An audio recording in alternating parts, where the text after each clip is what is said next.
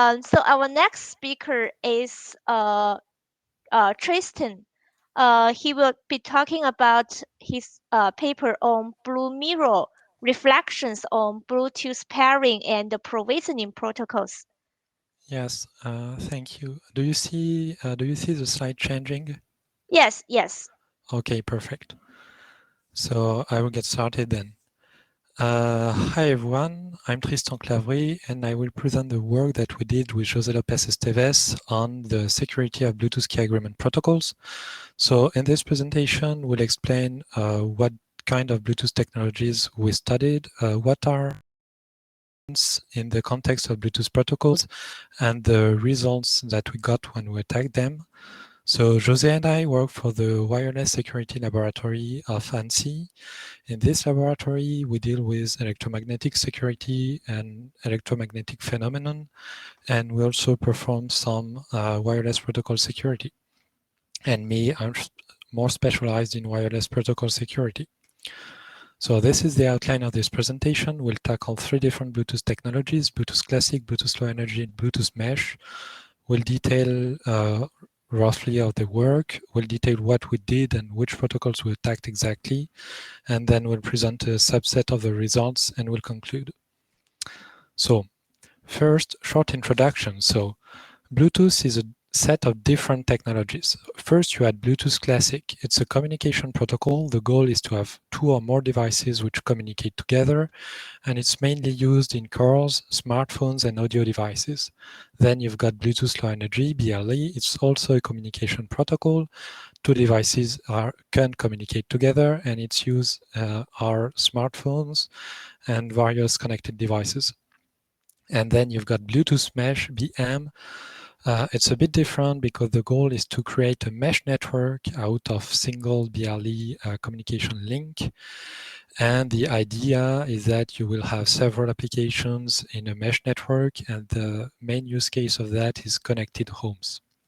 So if we look at the security properties of those, well, the communication protocols BT and BLE have similar goals.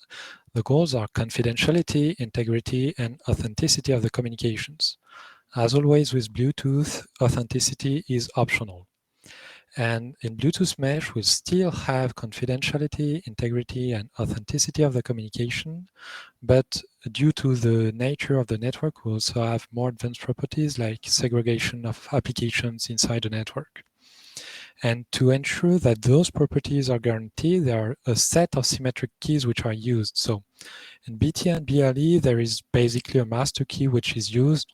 Here we call it encryption key, ENKEY, and it is used to encrypt the communication between 2 devices. In Bluetooth Mesh, you have more keys, so there are here the network key, the application key, and the device key.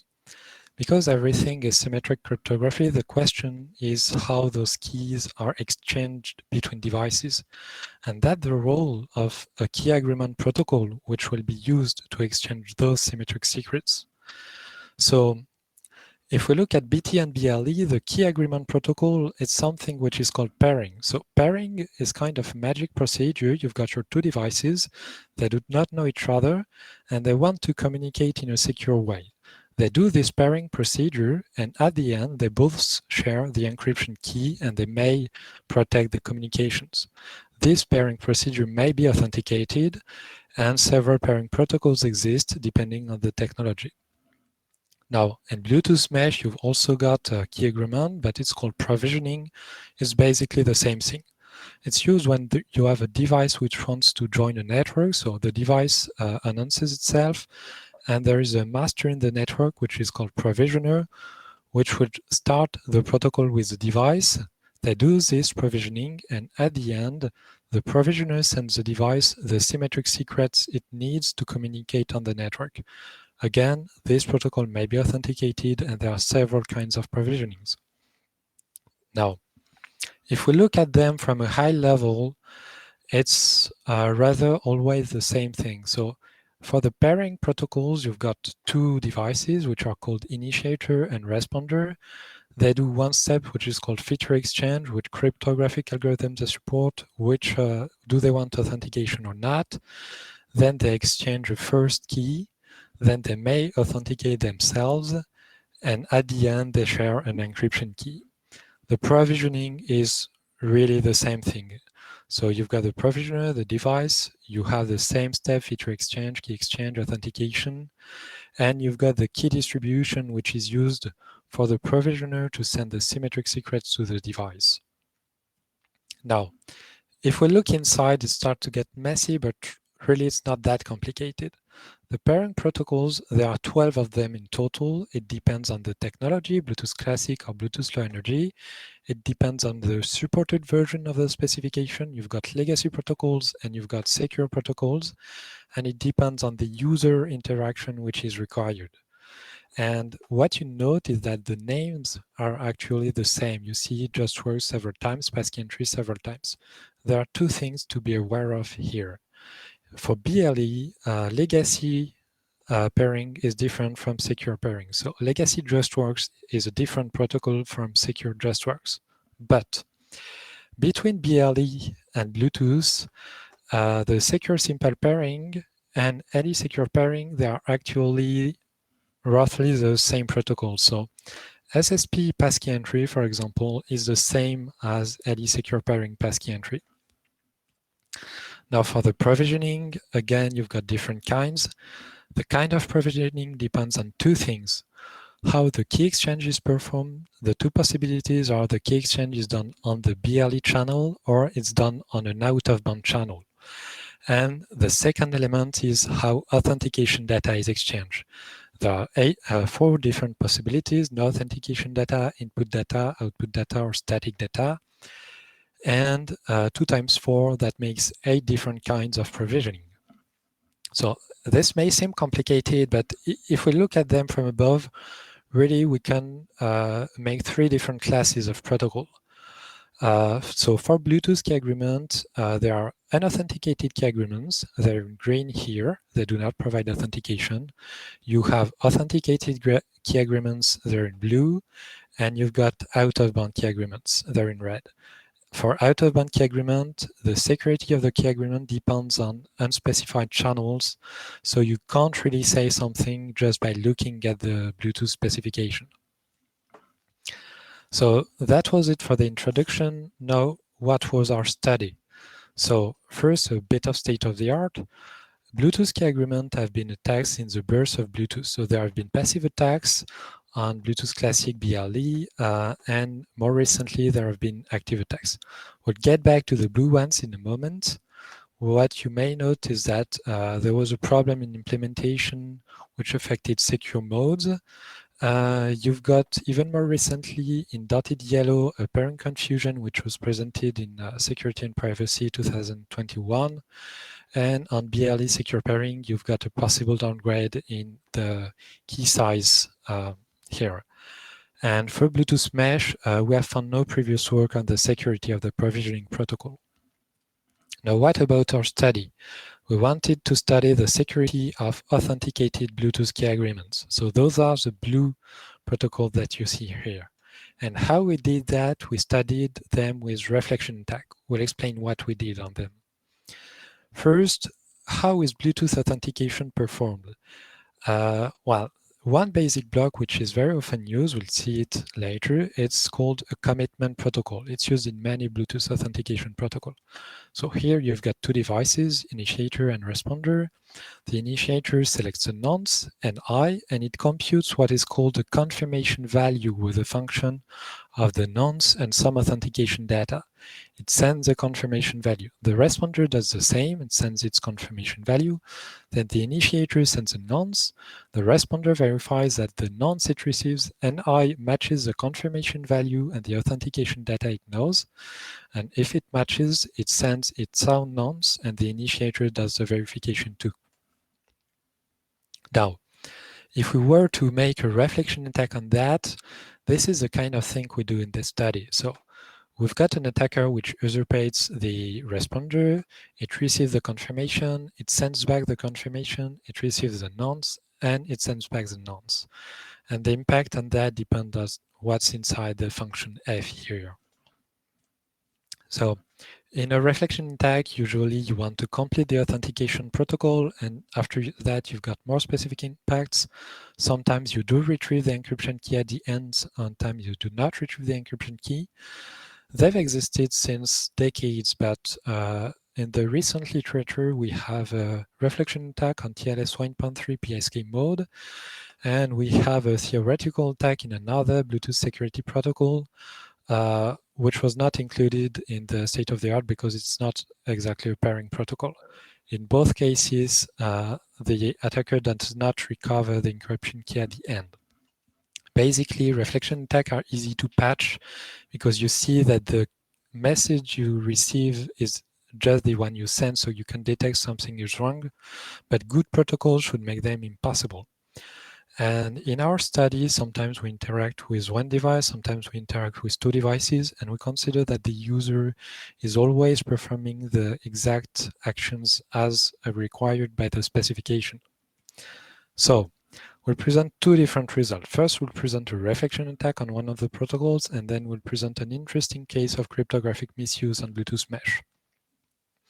So we attack the secure passkey entry protocol. It's used in Bluetooth Classic Secure Simple Pairing and BLE Secure Pairing. The idea is that you've got one device which displays a passkey, so it's a numeric code, and the user inputs it on the other. The passkey is always 20 bits long. The protocol is rather simple. You've got the feature exchange step, you've got the key exchange step, it's a very simple Diffie-Hellman.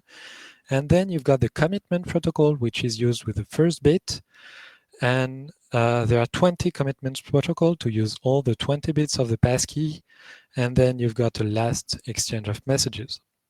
So the result we have here, if we have an attacker which usurpates the responder, it performs a feature exchange step, and we found that if the attacker reflects the public key to the initiator, then it can reflect all the commitment rounds. And we have a second result which comes from Lindell in Black Hat in 2008, which is that if you know the round, if you know the confirmation value and the nonce, you can retrieve the bit of the passkey that was used in this round. And if you do that 20 times, that means that you recover the entire passkey. And so that means that if you interact with the responder, you can do the reflection attack to get the passkey with the initiator and use the passkey to authenticate yourself to the responder. So at the end, you've successfully impersonated the initiator towards the responder. You get the encryption key with the responder, and this works in Bluetooth Classic and in BLE. And the initiator has failed pairing. So there are details and variants in the paper. Now, second result, we're looking at the provisioning protocol. So for recall, we are looking at the authenticated provisioning. That means that the key exchange is performed on the BLE channel. You've got one device which outputs authentication data, and the user inputs it on the other device. It is very simple. It's rather the same thing, but even simpler than what we saw. You've got the feature exchange, key exchange, and the commitment protocol for authentication. Now, what is important here is that the authentication data is padded into something that is called odd value. And odd value nonces and confirmation values, they are always 16 bytes long. And if we look at the commitment protocol, you use an intermediate key which is called CK, which depends on the Diffie-Hellman key here and on the feature exchange step. And the confirmation value computation is just AES in CMAC mode. So if you can notice that there is a simple reflection tax here, but more interestingly, there is a case of cryptographic misuse. The problem here is that the CMAC mode is not pre-image resistant. That means that if you know the key, there is one block of plain text that leaks. And the true results that we have is that if we know the key, the nonce, and the confirmation value, we are able to retrieve the authentication value. And if we know the key, the authentication value, and the confirmation value, we retrieve the nonce. And we use those, and well, first they are possible because all the values we use, they are 16 bytes long, which is the block size of the IES block cipher. And we use those to mount a complete attack on Bluetooth mesh. So here is the attack. First, the attacker sends the public key to the provisioner.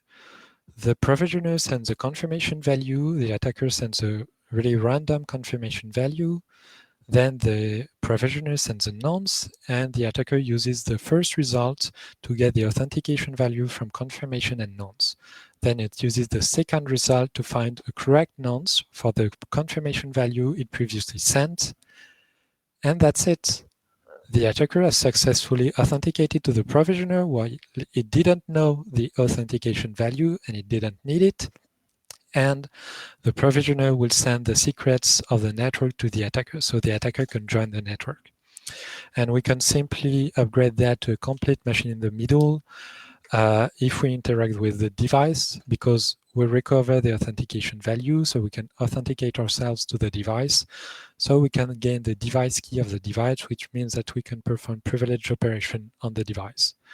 This problem cannot be seen by an implementation. So it can't be patched by an implementation. It requires to be patched at the specifications level, and the protocol has to be reworked.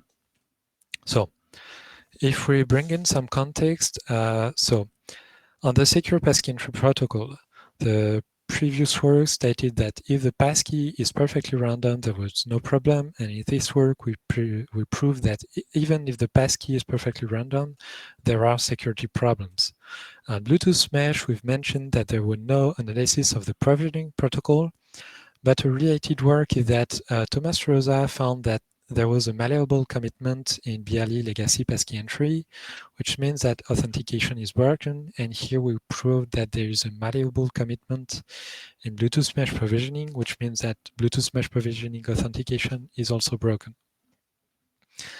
Now, this is the complete study that we did. In total, we discovered 7 attacks. We tested our attacks against real-world implementation. They work.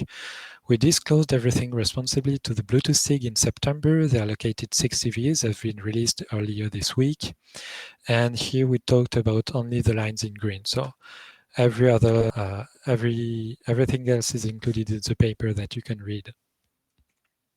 Now, if we look at what we wanted to do, our initial target were the blue protocols here. In black circles, you see the protocols that are considered secure according to the specification, to the Bluetooth specification. And in red, those are the protocols that we were able to successfully attack, either with reflection attack or with cryptographic problems. Now, as a conclusion, so we've seen very informative cases of real-world reflection attack and included key retrieval, which is not that often. Numeric comparison protocol could not be attacked, so it appears again to be the most resistant per method. Most of the problems we found, they are reflection attacks, and so they can be patched in implementations, and some are already patched. But the cryptographic problems will require a redesign of the protocols. That means that now 3 out of 3 Bluetooth technologies, so Bluetooth Classic, BLE, and Bluetooth Mesh, require the complete redesign of the initial key agreements.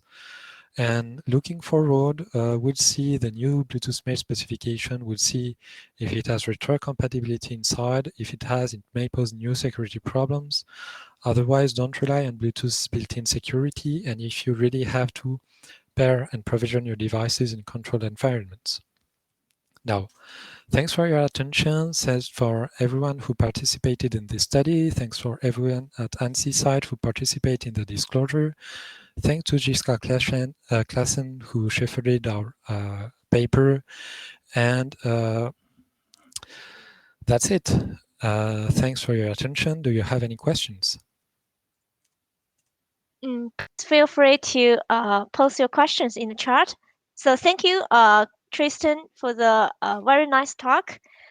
Actually, I'm curious whether you found so many attacks. Are your attacks found through paper and pencil analysis or some formal verification tool? Complete pen and paper. Okay. We took all the specifications and we looked at everything and we tried reflection attacks on everything. And on the Bluetooth mesh provisioning, we saw additional problems and we investigated those. Okay. So do you think it's possible to find the attack using some formal verification tool? We didn't mention it in the presentation, but actually people from Purdue University discovered the Bluetooth mesh reflection attack a few months after us. So they reported it to the SIG. The CV was already allocated. We discussed it together. And I think they mentioned that they used formal analysis. Basically, the reflection attack should be possible to find with formal analysis. Passkey entry is a bit tricky because you have to know that the passkey is retrievable, so it depends on the exact framework that you used. I know that Claverie has something which is called weak secret, which means that something can be brute force and that may be used to actually recover the attack using that. But for the cryptographic misuse and the CMAC problems, I don't know if today any formal tool may be able to see them automatically. Okay. Any more questions? So if we don't have more questions, probably we can thank the speaker, and we can move to the next session, which will be hosted by Matthias. Awesome. Tristan, thank you again. Thanks, Tristan, and thanks to all the two previous speakers from the previous session. Keep asking questions in the chat; those will stick around. Thanks, Fangfei.